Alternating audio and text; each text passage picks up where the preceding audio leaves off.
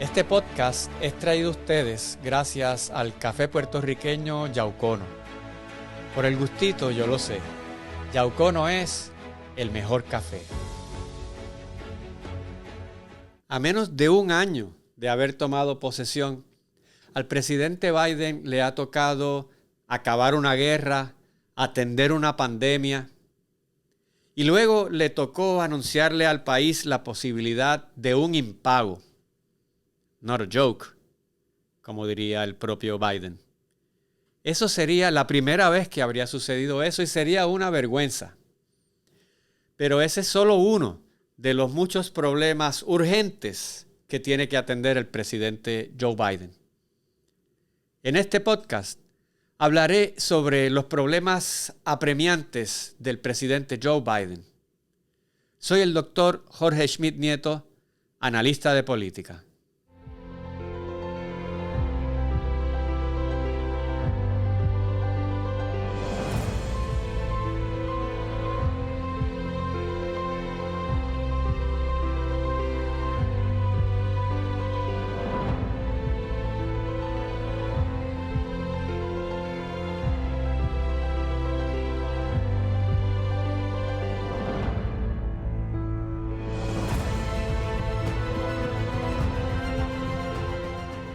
Los retos más apremiantes que enfrenta el presidente Biden son el tope de la deuda y el presupuesto, el proyecto de infraestructura, la crisis migratoria, el reto de China y el tema del aborto.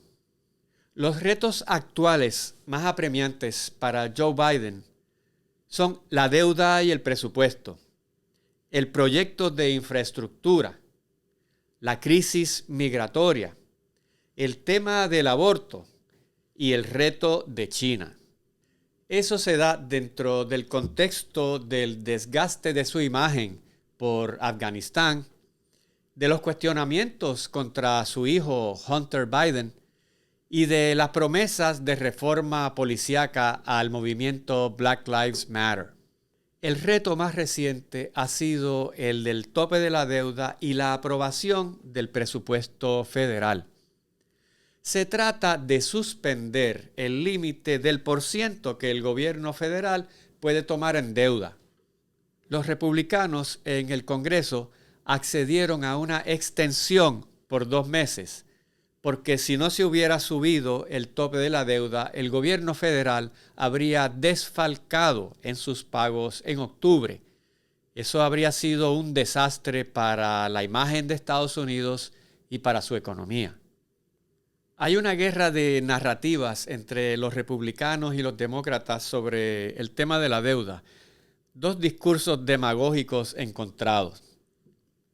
Los republicanos alegan que los demócratas quieren gastar dinero, regalarlo a costa de aumentar la deuda. Mientras que, por su lado, los demócratas señalan que los republicanos y el expresidente Donald Trump aumentaron significativamente esa deuda y ahora hay que pagarla.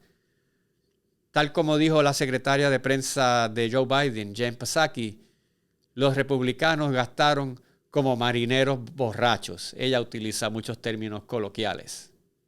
Esa deuda pública estadounidense asciende actualmente a 136% del Producto Interno Bruto anual.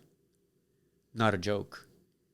Y eso está atado a la aprobación del presupuesto del gobierno federal para el año fiscal 2021-2022 que comenzó el 1 de octubre.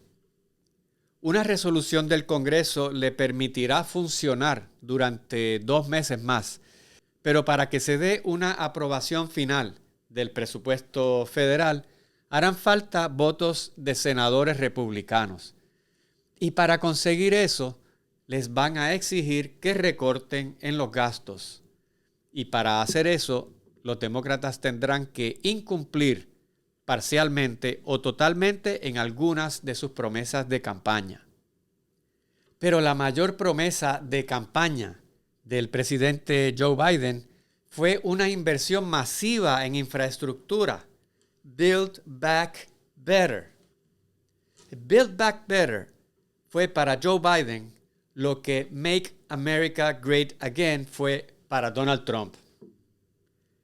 Biden está utilizando una retórica izquierdista que no se había visto en más de 40 años. Dice que la reforma la paguen los ricos, que los ricos paguen su parte en impuestos. Eso inclusive es un cambio para la retórica del propio Joe Biden, que no hablaba así anteriormente, lo que demuestra que hay una influencia grande del sector más liberal, progresista, izquierdista del Partido Demócrata.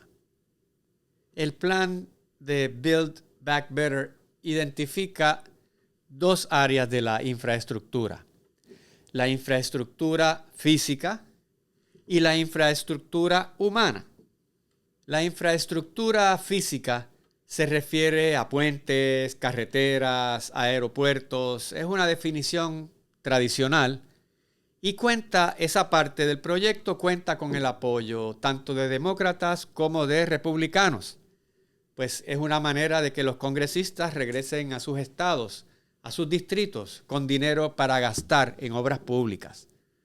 La infraestructura humana se refiere a educación, salud, empleo, vivienda.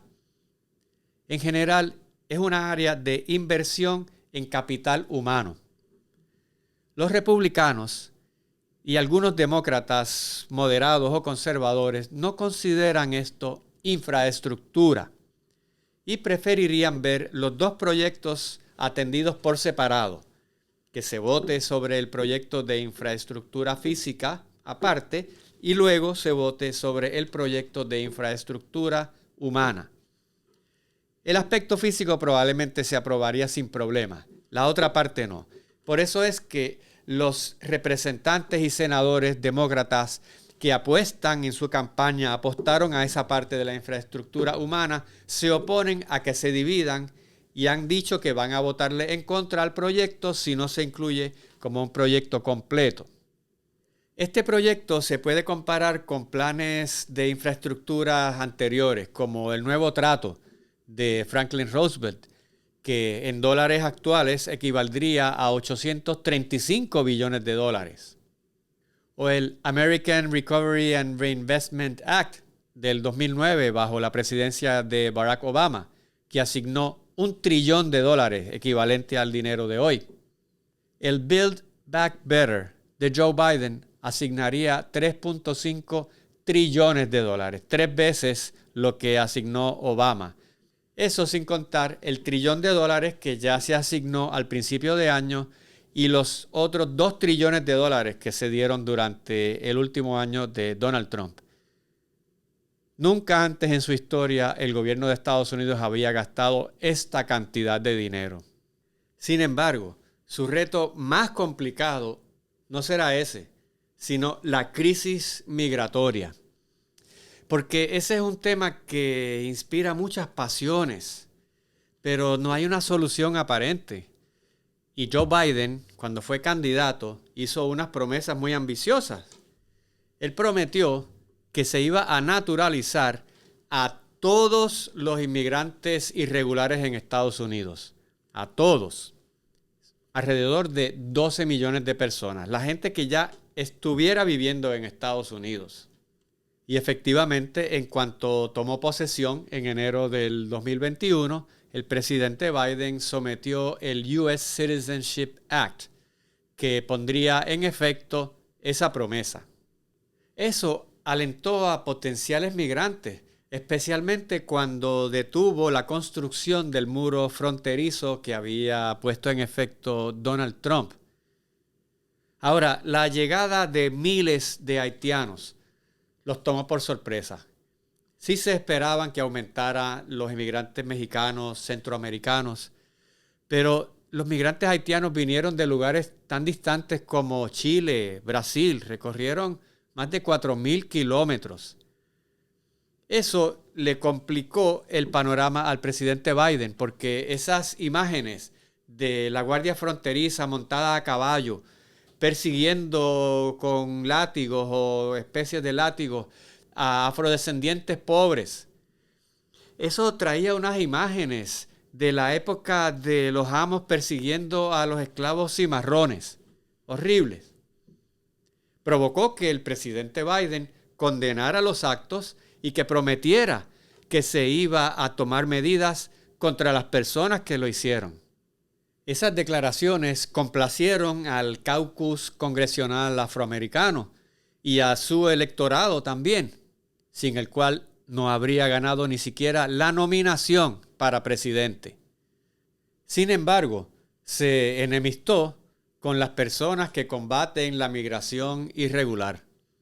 Eso puede afectar las contiendas congresionales cerradas para el 2022 que queden cerca de la frontera o que sean distritos en los que van muchos de los migrantes irregulares, como por ejemplo el distrito 15 de Texas, los distritos 1 y 2 de Arizona, o los distritos 28, 30, 33, 45 y 47 de California.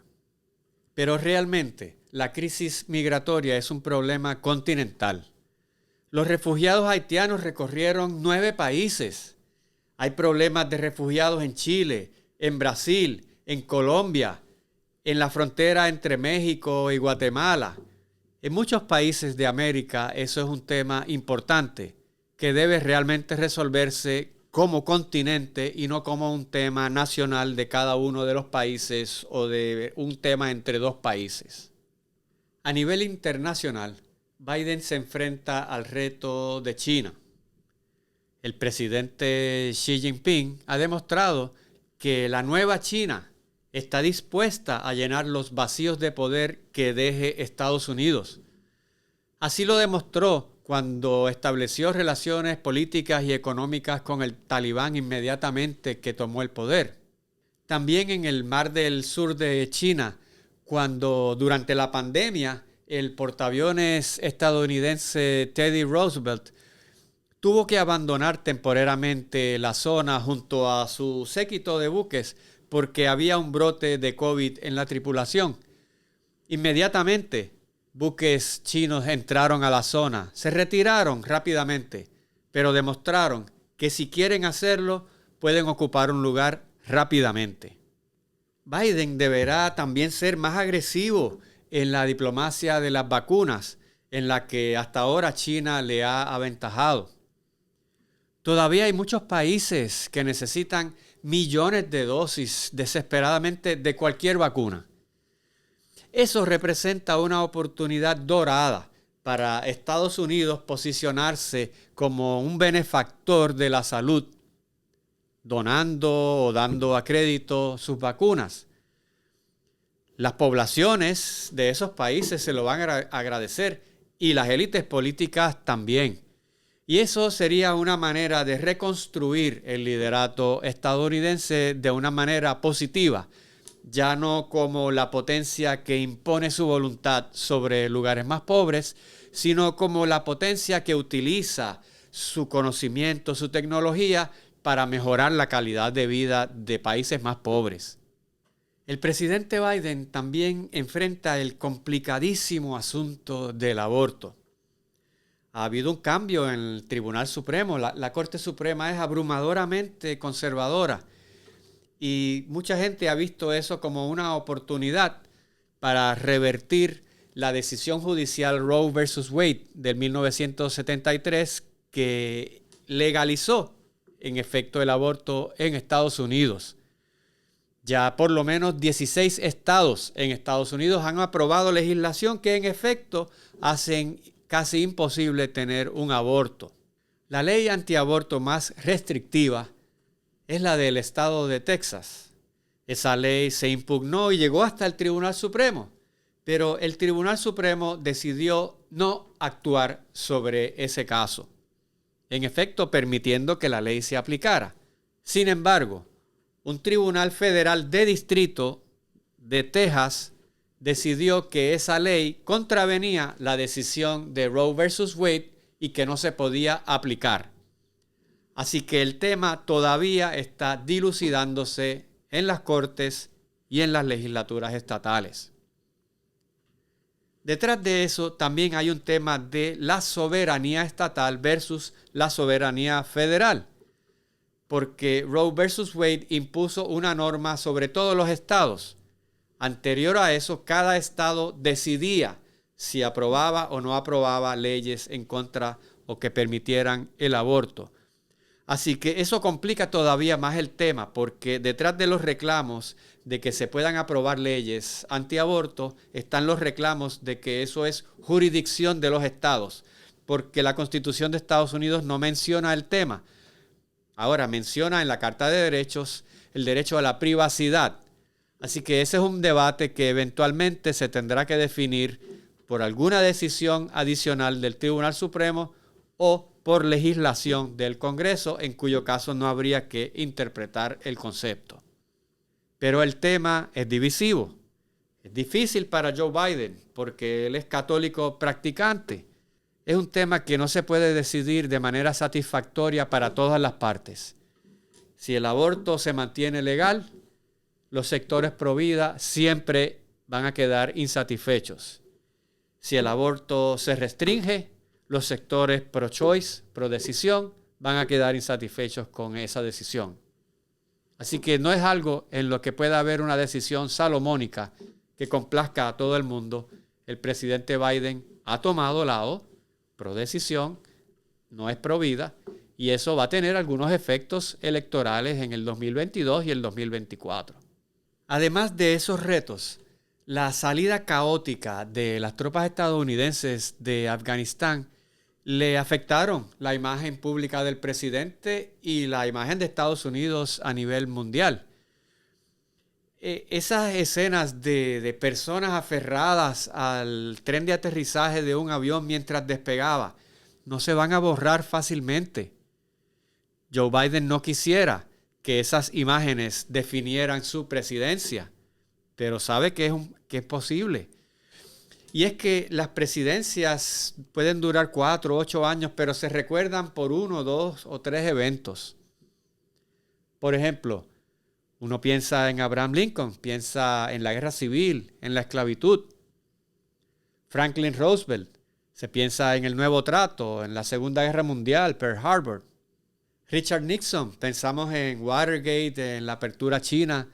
Ronald Reagan, pensamos en el fin de la Guerra Fría, en el escándalo Irán-Contra. Así que el Partido Republicano hará lo posible porque estas imágenes definan la presidencia de Joe Biden. Solo el tiempo lo dirá. Tendrá además Biden que recuperar el prestigio internacional que perdió su país en Afganistán por haber perdido una guerra contra un enemigo de tercera categoría militarmente y por haber dejado abandonado a miles de afganos que colaboraron con las fuerzas de ocupación. El presidente Joe Biden también necesita que se apruebe una reforma policial, lo que le prometió al movimiento de Black Lives Matter. De hecho, ya sometió el George Floyd Justice in Policing Act, que es la manera como se llama el proyecto de ley para reformar la policía, lo sometió, pero está estancado en el Senado. Pero esa reforma deberá ser significativa para que el presidente complazca los reclamos de la comunidad afrodescendiente. En fin, el plan del presidente Joe Biden es universal porque se trata de asuntos que afectan a todo el mundo, como trabajo, educación, salud, y son temas que él ha escogido porque pueden servir de unión. Contrario al enfoque de Donald Trump, que era una división etnorracial. Por supuesto que Biden tiene otros proyectos más específicos, como la reforma migratoria. Pero tiene básicamente un año para hacer la mayoría de sus propuestas, porque el año siguiente será un año electoral. Y en los últimos tiempos, para los presidentes, el primer año es fundamental para llevar a cabo la mayor parte de los puntos de su agenda. Si te gustó el contenido de este podcast, te invito a que te suscribas a mi canal de YouTube o a tu plataforma de audio favorita.